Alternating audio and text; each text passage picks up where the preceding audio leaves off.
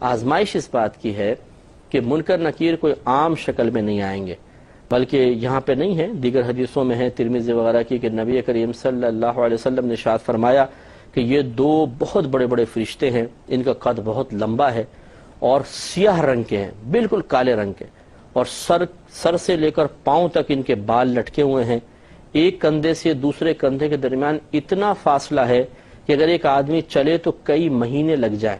ایک روایت میں ہے 3 دن تک چلتا رہے، 3 مہینے کی مسافت بھی آئی ہے، یعنی اتنے لمبے چوڑے، اور نیلے رنگ کی آنکھیں ہیں دیگ کے برابر، بڑی بڑی دیگوں کی برابر آنکھیں ہیں، اور ان کے بڑے بڑے دانت ہیں، اور جو مطلب کیلے نکلے ہوئے ہیں، ایسے دور سے نظر آئیں گے، اور یہ اپنے دانتوں سے دیوار کو چیرتے ہوئے اندر آئیں گے، اور ان میں سے ہر ایک کے پاس اتنا بڑا ہتھوڑا ہے، سرکار فرماتے ہیں کہ اگر تمام جنات اور تمام انسان مل کر اس کو اٹھانا چاہیں تو نہیں اٹھا سکتے۔ تو آپ سوچئے کہ کتنا بڑا ہوگا، اور جو پھر پھنس گیا وہاں پر، یہ وہی ہتھوڑا اس کو ماریں گے پوری طاقت سے، تو اسے کیا ملیا میٹ ہو جائے گا۔ جیسے آپ بعض اوقات ہم چیونٹی کو مسل دیتے ہیں، کھٹمل وغیرہ کو مار دیتے ہیں، مچھر کو مار دیتے ہیں، وہ بھی ایسا نہیں ہوتا کہ پس کے بالکل ذرہ ذرہ ہو جائے، تھوڑا بہت نظر آتا ہی ہے، تو یہ تو ہتھوڑا پڑ کے انسان کا حال کیا ہوگا، لیکن انسان ختم نہیں ہوگا، پھر اللہ تعالیٰ درست کر دے گا اور عذاب ہوتا رہے گا۔ خلاصہ کلام یہ ہے کہ اصل آزمائش اور فطرہ یہی ہے کہ جب منکر نکیر آئیں گے تو ایک تو ویسی انسان اکیلا، گھر والے چلے گئے ہیں، قبر کا اندھیرا، چھوٹی سی قبر ہے، اطراف میں مردے ہیں، وحشت ہے، اور پھر اپنے سابقہ زندگی کے گناہ بھی نگاہوں کے سامنے آئیں گے، جو جو کارنامے کیے تھے، رزق اللہ کا کھایا تھا، بات دشمن شیطان کی مانی تھی، اپنے نفس کے پیچھے چلے تھے، اور اس وقت اللہ تعالیٰ کی گرفت کی باتیں سن کے ہنسی آتی تھی، دانت پھیل جایا کرتے تھے، اور کوئی گرفت کا احساس نہیں تھا، اس لمحے کے بارے میں کبھی سنجیدگی کے ساتھ سوچا نہیں تھا۔ تو یہ تمام چیزیں جب جمع ہو جائیں گی تو دہشت اور خوف کی وجہ سے بعض اوقات زبان بند ہو جائے گی۔ تو یہ اصل میں سرکار اشارہ فرما رہے ہیں کہ دنیا میں ایسے کام کرو، ایسی تیاری کر لو کہ وہاں پر جا کر زبان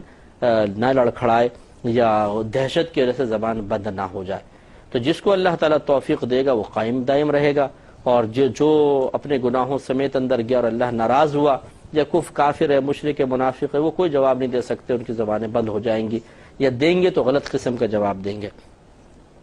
ایک روایت میں ہے کہ جب نبی کریم صلی اللہ علیہ وسلم نے قبر کے فتنے کے بارے میں ارشاد فرمایا، منکر نکیر کی حیت بتائی اور وہاں کی دہشت کا تذکرہ کیا، تو حضرت عمر فاروق رضی اللہ تعالی عنہ نے پوچھا، رسول اللہ صلی اللہ علیہ وسلم کیا اس وقت ہماری عقل سلامت ہوگی؟ یعنی ایسا تو نہیں کہ مخبوط الحواس پاگل سے ہو جائیں گے؟ سرکار نے فرمایا کہ نہیں، تمہاری عقلیں سلامت ہوں گی۔ تو عمر فاروق رضی اللہ تعالی عنہ نے ارشاد فرمایا، بس پھر تو میں سنبھال لوں گا۔ یعنی واقعی ان کو زیبا تھا، اتنی ہمت والے کہ اتنے بڑے عظیم فرشتوں کو دیکھ کر بھی مجھ پہ کوئی دہشت طاری نہیں ہوگی، عقل سلامت ہے، میں سب سنبھال لوں گا۔ تو لیکن آپ کے میرا معاملہ علیحدہ ہے، ہمارے سامنے تو کوئی ذرا عام قد سے لمبا شخص آ جائے، 7 فٹ کا آدمی ہمارے سامنے آ جائے، تھوڑا لمبا تھوڑا، اسی کو دیکھ کے دہشت میں مبتلا ہو جاتے ہیں۔ وہ عالم چنا صاحب کا شاید انتقال ہو گیا ہے، ہمارے کوئی ایک رشتہ دار تھے، وہ بتا رہے تھے کہ وہ اندرون سندھ گئے، غالباً 7 شاہ گئے تھے، شہباز قلندر کے مزار پر تھے، کہاں پر، بہرحال وہاں وہ بیٹھا ہوا تھا، تو اس کے ہاتھ وہ بتا رہے اتنے چوڑے چوڑے ہاتھ تھے، تو ویسے وہ دہشت میں آ گئے کہ شاید یہ کوئی جن بیٹھا ہوا ہے آ کر۔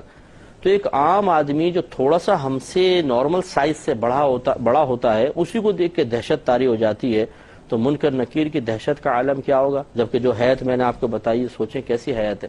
تو اس لیے اب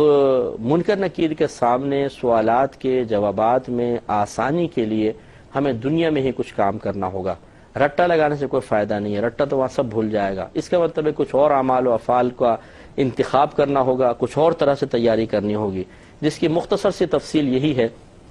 کہ ہمارے علماء نے ارشاد فرمایا کہ انسان اللہ تبارک و تعالیٰ سے ڈرتا رہے، عبادات استقامت سے کرے، گناہوں سے بچنے کی کوشش کرے، اپنی صحبت اچھی رکھے، اچھے لوگوں کے ساتھ بیٹھے، اگر خدا نخواستہ بتقاضائے بشریت کبھی گناہ سرزد ہو بھی جائے تو توبہ کرنے میں دیر نہ کرے۔